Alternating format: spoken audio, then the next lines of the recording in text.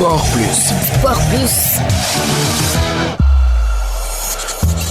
Bonjour et bienvenue dans votre rubrique sportive Sport Plus. Nous démarrons par la suite des huitièmes de finale de la Coupe d'Afrique des Nations. L'Égypte écarte le Bénin en prolongation et se qualifie pour les quarts de finale. Donnés favoris de ce face-à-face, les Pharaons ont dû composer avec la détermination de leur adversaire à Agadir. Sur le papier, le duel s'annonçait déséquilibré. D'un côté, l'Égypte, 35e au classement de la Fédération internationale de football, détentrice du record de sacres en Coupe d'Afrique des Nations et première sélection à s'être qualifié pour les huitièmes de finale de cette édition. De l'autre côté, le Bénin, 92e au classement de la FIFA, qui a terminé 3e de son groupe et ne vit que sa deuxième phase finale dans le tournoi continental après celle de 2019. À l'image du Maroc, pays hôte face à la Tanzanie la veille, 1-0, les Pharaons ont longtemps coincé contre un adversaire supposément plus faible, qui a composé par un engagement de tous les instants. Il a fallu donc attendre plus de 120 minutes pour leur voir valider leur billet pour les quarts de finale, 3-1. Dans cette rencontre, l'Égypte a ouvert le score grâce à Marwan Aïcha, mais c'est Zogel Dossou qui égalisera après 90 minutes. Il fallait donc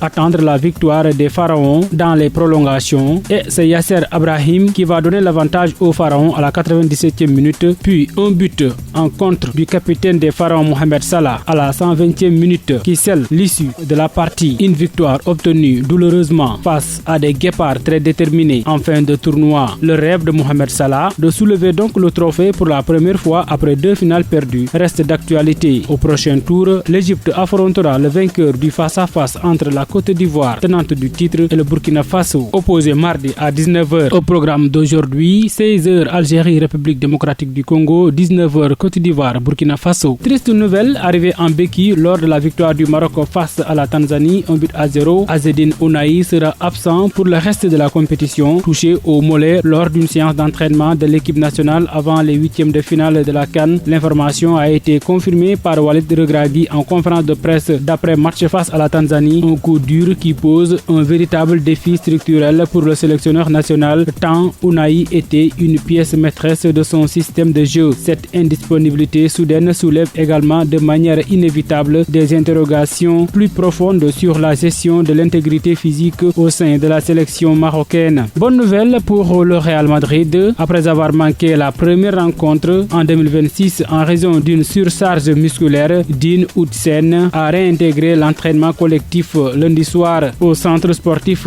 de Valdebebas et devrait être disponible pour la Supercopa de l'Espagne. Une principale satisfaction pour Xabi Alonso qui réside dans le retour à l'entraînement collectif de Dean Huijsen. Il s'est exercé aux côtés de Dani Carvajal qui poursuit sa remise en forme après avoir retrouvé les terrains il y a 2 mois. Par ailleurs, David Alaba, Ferland Mendy, Fran Garcia, Dani Ceballos, Arda Güler et Franco Mastantuono ont également participé à l'entraînement. Pendant ce temps, Kylian Mbappé a entamé son processus de récupération en salle de sport après son entorse du genou. Nous terminons par la lutte avec les membres du bureau de la Fédération sénégalaise de lutte. Voici donc le bureau qui va accompagner donc le président Birassène Maïssa Ndiaye occupe donc le vice-président chargé de la lutte avec frappe, Etienne Ngom chargé de la lutte sans frappe, Aline Badraba chargé de la lutte olympique, Mamoudou Sarr est le vice-président chargé du beach wrestling, Cheikh Ndiaye chargé des finances, Ahmed Konaté est chargé de la vie des structures et Mamadou Niao Cissé occupe le poste de trésorier général. C'est tout pour aujourd'hui dans Sport Plus. Merci de l'avoir suivi. Rendez-vous demain pour un autre numéro.